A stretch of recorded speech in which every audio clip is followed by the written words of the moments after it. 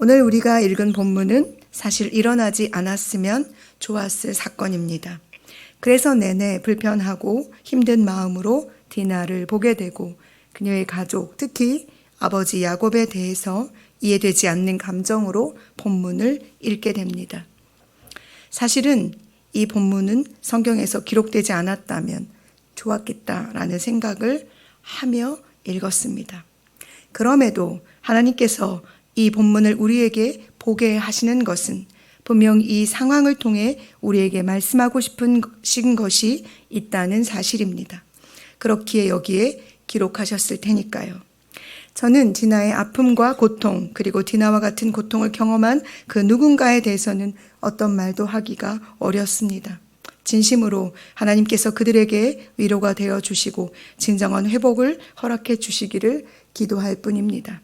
단지 부모 혹은 먼저 믿음으로 살아가는 우리가 어떻게 세상 한가운데서 우리의 자녀들을 혹은 우리의 다음 세대를 믿음 안에서 세상으로부터 보호하고 살아야 하는가에 대한 고민을 해보려고 합니다. 여러분은 창세기 28장에서 형 에서를 피해 아버지 이삭의 집을 떠나는 야곱을 기억하실 것입니다. 그리고 여러분은 베델에서 야곱이 하나님을 만난 사건도 기억하실 것입니다. 야곱은 그때 그곳에서 하나님께 서원을 합니다. 창세기 28장 20에서 22절에 하나님이 나와 함께 계셔서 내가 가는 이 길에서 나를 지키시고 먹을 떡과 입을 옷을 주시어 내가 평안히 아버지 집으로 돌아오게 하시오면 여호와께서 나의 하나님이 되실 것이요 내가 기둥으로 세운 이 돌이 하나님의 집이 될 것이요 하나님께서 내게 주신 모든 것에서 10분의 1을 내가 반드시 하나님께 드리겠나이다 라고 말이죠. 하나님의 언약 안에서 야곱은 삼촌 라반의 집으로 갑니다. 그리고 그곳에서 20년을 보내며 아내와 자녀들을 거느리게 되지요. 다시 고향으로 돌아오는 결단을 합니다. 그리고 그는 아내들에게 하나님께서 자신에게 나는 베델의 하나님이라 내가 거기서 기둥에 기름을 붓고 거기서 내게 선하였으니 지금 일어나 이곳을 떠나서 내 출생지로 돌아가라고 말씀하셨다고 간증하기도 합니다. 하나님께서는 신실하게 야곱에게 하신 약속을 지켜주셨습니다. 더욱이 그토록 두려워했던 형 에서와의 관계도 하나님께서는 선하게 인도하셨습니다. 그런데 그는 가던 길, 반드시 가야 할 길을 멈췄습니다. 야곱은 분명히 베델로 돌아가 거기서 하나님께 제단을 쌓아야만 했습니다. 그런데 그는 33장 17절에 숲곳에 이르러 자기를 위하여 집을 짓고 그의 가축을 위하여 우릿간을 지었습니다. 그리고 그는 세겜 성읍에 이르러 세겜의 아버지 하몰의 아들들에게 밭을 샀습니다. 그곳에 제단을 쌓고 엘로헤 이스라엘이라 불렀습니다. 무슨 말입니까? 그는 하나님께 서원한 베델을 잊어버린 것입니다. 분명히 창세기 33장 18절에서 그는 밧담 아람에서부터 평안히 돌아왔습니다. 평안히 돌아오면 어떻게 하겠다고 했던 그 약속을 그가 잊은 것이죠. 누가 그를 그렇게 평안히 돌아오게 했습니까? 바로 베델의 하나님께서 그렇게 하신 것입니다. 그럼에도 그는 하나님께 드렸던 약속들을 잊어버리고 땅을 사고 자기를 위하여 집을 지었습니다. 무슨 소리냐? 잠시 머무르겠다는 것이 아닙니다. 그곳에 정착하려는 것이죠. 그 땅은 34장 21절에 기록하고 있듯이 넓어서 그들이 머물기에 좋았기 때문입니다.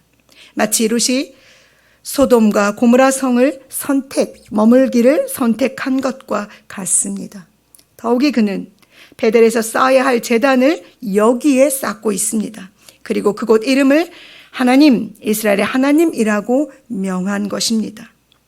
너무나 분명하게 모든 시련이 끝난 후 야곱에게 찾아온 이 평안이 그의 영적인 눈을 멀게 했고 세상을 향해서 그리고 자기 자신을 위하여서는 밝아지게 했습니다. 바로 그때 야곱의 딸 디나가 그 땅의 딸들을 보러 나간 것입니다. 여기서 보러 나갔다의 의미는 단순히 구경을 하러 간다는 것이 아닙니다. 안을 들여다보다, 배우다, 즐기다, 매우 섬세하게 관찰하다의 뜻을 가집니다. 즉 디나는 세겜성 여자들의 타락한 문화에 참여했다는 것을 뜻합니다. 세겜은 히위 족속입니다. 히위 족속은 가나안의 7 족속 중에 하나였고 이들은 특별히 우상 숭배와 성적 타락이 심해서 하나님께서 모세와 여호수아에게 갓난 아이까지 모두 멸하라고 명하셨던 지역이었습니다. 그런데 야곱은 자신의 딸 디나에게 어떠한 영적인 구별된 삶도 가르쳐 주지 않았고 그래서 그녀는 보호받지 못했습니다. 그렇게 디나는 그곳에서 그들과 같이 있었고 조금도 구별된 삶의 능력을 드러내지 못했으며 디나는 야곱이 돈으로 지불하고 산 땅의 아들에게 강간을 당하고 만 것입니다. 그런데 아버지 야곱은 잠잠합니다. 본인에게 부끄러움이라고 아들들이 말했음에도 불구하고 그는 자신들의 아들들이 들에서 돌아올 때까지 기다리고 있습니다. 왜 그가 그렇게 했는지 30절에 명확하게 기록하고 있습니다. 이는 디나의 오빠인 시므온과 레위가 동생의 일로 매우 분하여 하몰과 세겜을 속여 할례를 받게 하고 그들이 아파할 때 칼로 하몰과 그의 아들 세겜을 죽이고 그 성읍의 모든 남자를 죽이고 그들의 재물과 자녀와 아내들을 사로잡고 물건을 노략한 후에 디나를 데리고 집으로 데려왔을 때 야곱이 자신의 아들들에게 한 말입니다. 30절. 너희가 내게 화를 끼쳐 나로 하여금 이 땅의 주민 곧 가나안 족속과 브리스 족속에게 악취를 내게 하였도다. 나는 수가 적은즉 그들이 모여 나를 치고 나를 죽이리니 그러면 나와 내 집이 멸망하리라. 깊은 상처를 당한 딸 앞에서 아버지가 할 말은 아닙니다. 아버지 야곱은 딸이 아닌 자신의 안위를 지금 걱정하고 있습니다. 여기서 우리가 더 주목해서 보아야 할 부분은 디나가 사고를 당한 후에 하몰이 야곱을 찾아와서 한 말입니다. 10절에 너희가 우리와 함께 거주하되 땅이 너희 앞에 있으니 여기 머물러 매매하며 여기서 기업을 얻으라. 이건 누가 해야 할 말이냐 하면 하나님께서 야곱에게 하셔야 하는 말이었습니다. 야곱이 기억해내야 할 하나님의 음성이었습니다. 어쩌면 야곱은 이 말을 귀담아 듣고 있었던 것은 아닐까요? 그는 베델의 하나님을 잊어버리고 세겜에서의 삶에 익숙해지고 말았습니다. 그래서 딸의 고통이 보이지 않았고 자신이 무엇을 잘못하고 있는지 자신의 죄를 볼 수 없었던 것입니다.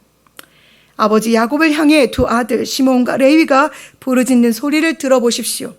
그가 우리 누이를 장녀같이 대우함이 옳으니까. 사랑하는 여러분, 우리는 모두 앞서 걷는 사람들입니다. 우리를 따라 우리 자녀들이 혹은 믿음의 다음 세대가 걷습니다. 오늘 야곱이 세겜에서 자기를 위하여 집을 짓기 시작하면서 무거운 베델 하나님을 향한 열정은 식어지게 되었습니다. 그는 반드시 베델로 가야만 했고 거기서 제단을 쌓아야만 하는 사람이었습니다. 여러분은 어디에 계십니까? 반드시 여러분이 있어야 할 그곳에 계십니까? 아니면 자기를 위하여 자기의 가축을 위하여 집을 짓고 땅을 사는 일에 몰두하고 계십니까? 우리도 반드시 있어야 할 곳 베델 하나님의 집 하늘의 문 앞에 있어야만 합니다. 거기만 우리의 피난처가 되며 영원한 안전지대가 되기 때문입니다. 일어나 베델로 우리 같이 올라갑시다. 우리의 발을 멈추게 하는 세상의 모든 것들을 뒤로 하고 반드시 우리가 있어야 할 바로 그곳에서 하나님, 나의 하나님을 예배하는 자로 우리가 살아낼 때 우리의 자녀, 우리의 다음 세대가 하나님의 그늘 아래에서 안전하게 될 것입니다. 오늘 우리 이 무한한 영적인 책임감 안에 기도하며 우리의 삶의 걸음을 조심스럽게 걸어내는 한 날이 되기를 간절히 소망합니다. 기도하시겠습니다.